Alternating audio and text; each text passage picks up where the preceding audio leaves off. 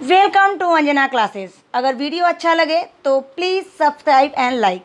आज जो हम कहानी पढ़ने जा रहे हैं उसे अगर उपन्यास बोले तो गलत नहीं होगा। चलिए, तो उपन्यास या कहानी बोले तो इसका नाम है हरिहर काका।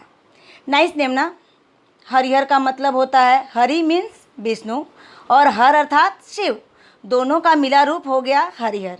इसके लेखक हैं मिथिलेश्वर। लेखक काका के पास गया, पर काका हैं कि कुछ बोल ही नहीं रहे थे। लेकिन लेखक उनके मन की स्थिति समझ रहा था। लेखक उनका बहुत रिस्पेक्ट करता। उनकी माँ ने बताया था कि वे उन्हें पिता की तरह प्यार करते थे, अपने बच्चों की तरह प्यार करते थे। शायद इसलिए भी क्योंकि उनकी कोई अपनी संतान नहीं थी। उन्होंने 2 शादियाँ की थी, पर बदकिस्मती से दोनों पत्नियाँ चल बसी। बेचारे। इनके गांव में ठाकुर जी का मंदिर था। लोग उसे ठाकुर बाड़ी कहते थे। वर्षों पहले एक संत आए और वहां रहने लगे। वह पूजा करते और लोगों को अच्छी अच्छी बातें बताते और उन्हें अच्छे अच्छे काम के लिए प्रेरित भी करते। जैसे जैसे गांव बढ़ता गया, वह छोटा सा मंदिर बड़ा बन गया। गांव वालों का विश्वास भी बढ़ता गया। कुछ भी अच्छा होता सोचते यह सब ठाकुर जी की कृपा से हुआ है, और वह बदले में सोना पैसा आदि चढ़ावे के रूप में चढ़ाते। बहुत खुश होते तो जमीन का एक टुकड़ा दान में दे देते। धीरे धीरे ठाकुरबाड़ी के पास 20 बीघा जमीन हो गई। धार्मिक लोगों ने एक समिति बना ली जो ठाकुरबाड़ी की देखरेख के लिए हर 3 साल में एक महंत और पुजारी को चुनते थे। इनका काम था भजन कराना, लोगों के घर घर जाकर प्रवचन देना और उन्हें उनके दिलो दिमाग में यह बैठा देना कि गांव की ठाकुरबाड़ी सबसे पहले है।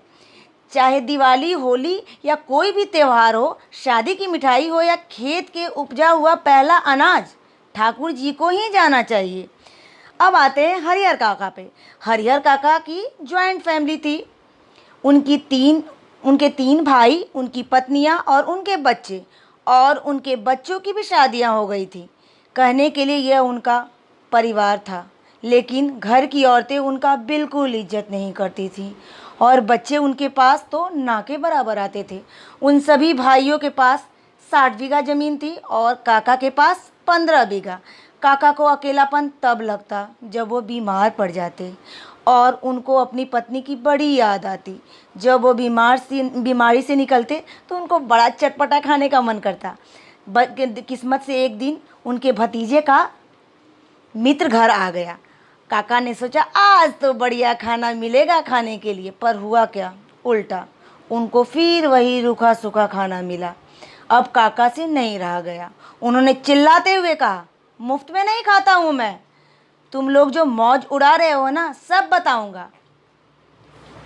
काका की सारी बातें घर पर हवन सामग्री लेने आए पुजारी जी ने सुन ली।